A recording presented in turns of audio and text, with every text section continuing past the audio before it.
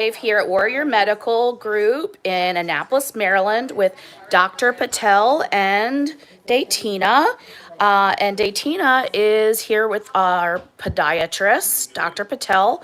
And I'm going to let you take the lead on what you're finding out here about Datina's toe and foot and whatever's going on there. Yeah, so the great thing about Warrior Medical is you can get tailored service for you on your schedule. Because now we added our podiatry services, like you come to the house, you come here, we discuss things as much time length as you need, rather than being rushed to 10-15 minute appointments somewhere else. Today we're talking about bunions is the most concern, and some pain on the bottom of the foot. So basically we're going through the whole life story and how she uses her foot and how we get through it. So the main thing we were talking about is she's getting a little bit less fat pad in her foot, pushing the fat pad in front, uncovering the knuckles of her foot, leading to more pressure, more pinpoint pain, kind of like feeling like she has a rolled up sock or a marble in there stuck in her shoe. We're discussing adding padding to the shoe so that you can actually walk more functionally. We can talk about dermal filler injection. Oh. You can put in the foot. Those last up to 6 months. We need to repeat the process. Okay. Not a permanent thing. And then we talked about surgery to fix her bunion. So some of you how the bunions affect her life. I'm very limited in the shoes that I can wear. And I'm very limited in the shoes, whether or not they're high or not. I'm a small lady, I need a little height, and I can't wear shoes that are very high. We've all had little And then, piece of of course, this, I and bring extra shoes with me in the car at all times, which is a real pain. Because if my feet start hurting, I'm gonna have to go to the car and switch out, so I can get through the rest of the day. I might try to do that too. If I can change my outfit, get some black shoes, get some white shoes. But I do it for pain, really. I don't have to change that much, but I like to always be prepared. right. Good. So you could get away with the bunion pain by reducing the pressure it takes on the bunion. So the narrow, I call it church shoes, they're not really good for bunion situation. There's no sugar coating it. You can't jam a square peg in a round hole sometimes. So it's the softer shoe on top, the sturdy soles, the rounded toe box. It's going to be best for bunions. So then we're getting into the grandma shoe territory. We don't want to pitch I'm a grandma, but I don't wanna look like one. So it's the softness of the top and the firmness of the bottom. It's a good compromise. But you got to get some roundness of the toe box. Now with her bunion, it's a little bit of arthritis that's setting in because of the malalignment of the bunion. It's not really a growth of the bunion. It's more the bone has swung out, the toe has swung in, causing that bump. And that's what's rubbing in the shoe. And then the malalignment of the joint is kind of grinding in the joint. We talked about surgery to fix it.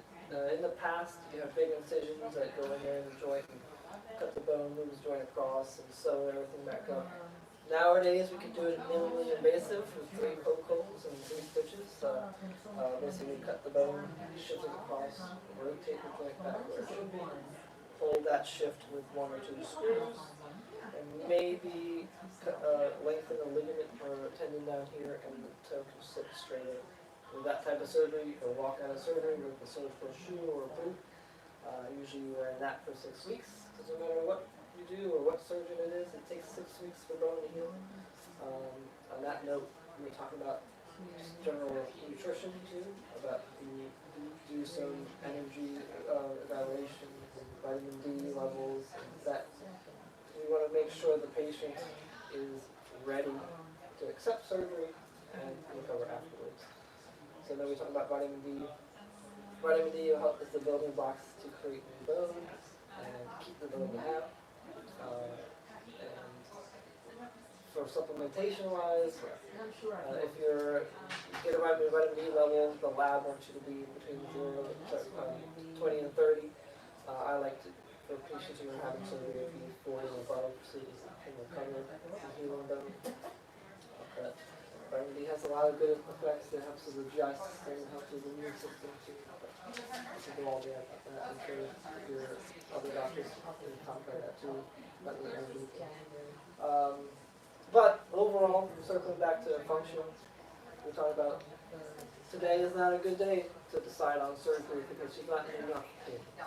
So the pain has to be there most days, has to affect your functions, affect your job. You've tried everything else and it's not cutting it. That's when you go for surgery. You don't want to trade pain sometimes with this all of a sudden surgical pain and you regret doing it. You're going to set you up for success.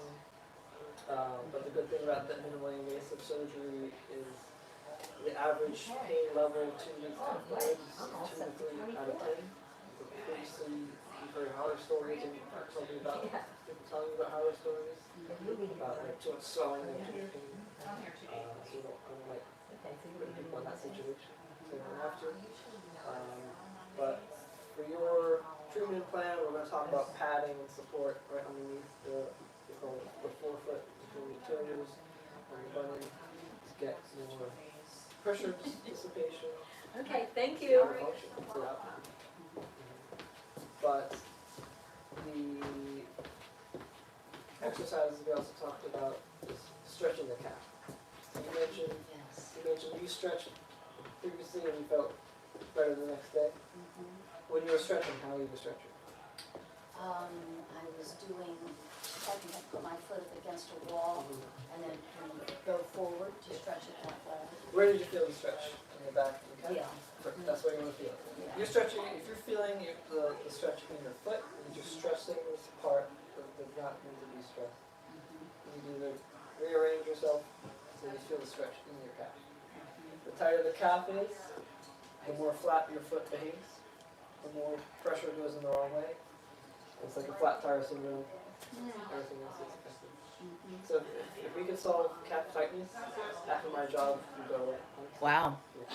Who Well, knew? I trained for nothing. I know. Calf And tightness. you also told me that, Exactly. I do when I'm talking to patients. I lean against something and get my stretch in.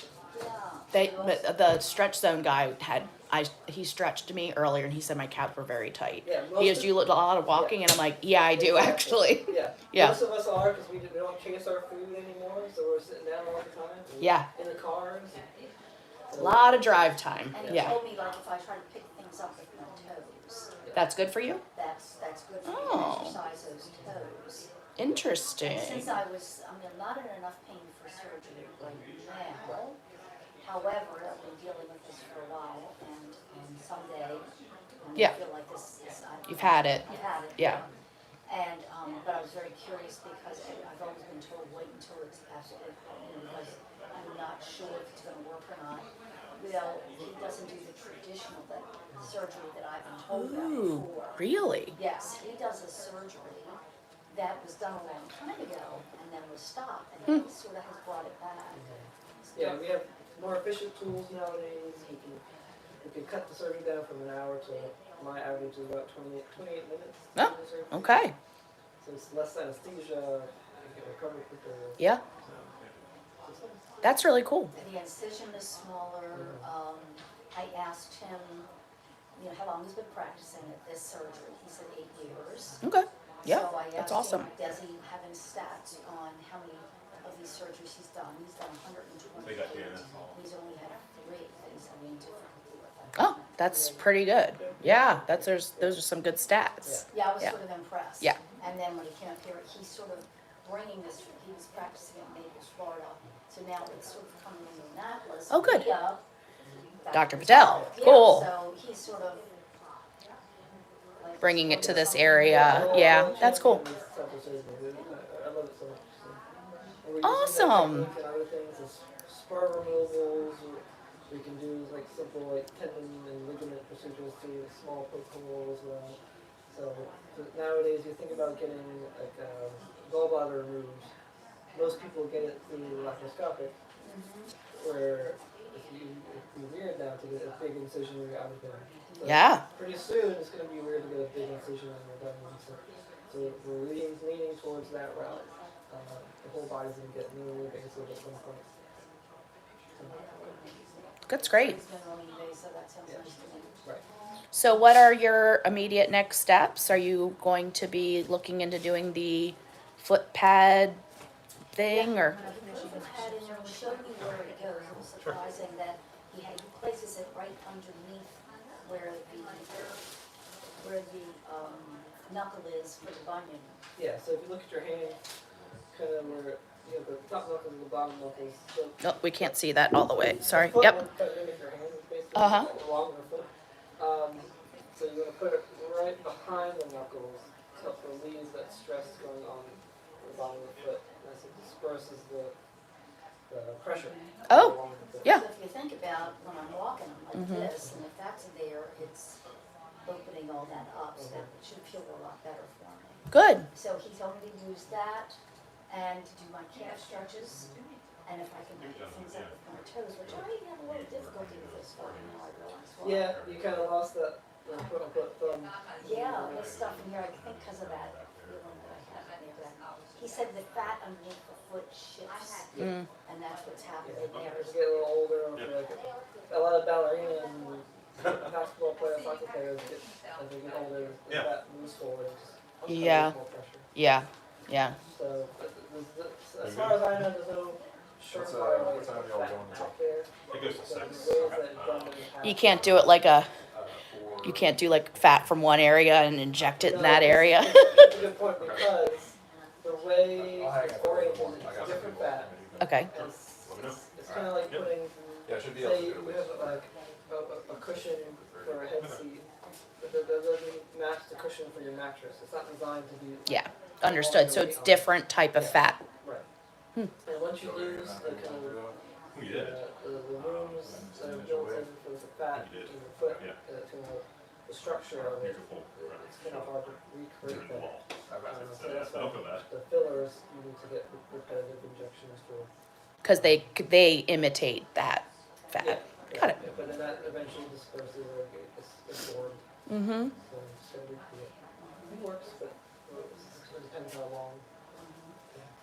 And so he suggested that, since I'm still able to wear shoes, I'm still able to function, Yes. that I would wait until I feel like there's a lot of pain, it's really disrupting my life, then I would be like, I would look for minimally invasive, Dr. Patel. Yeah. Surgery. Gotcha. Okay.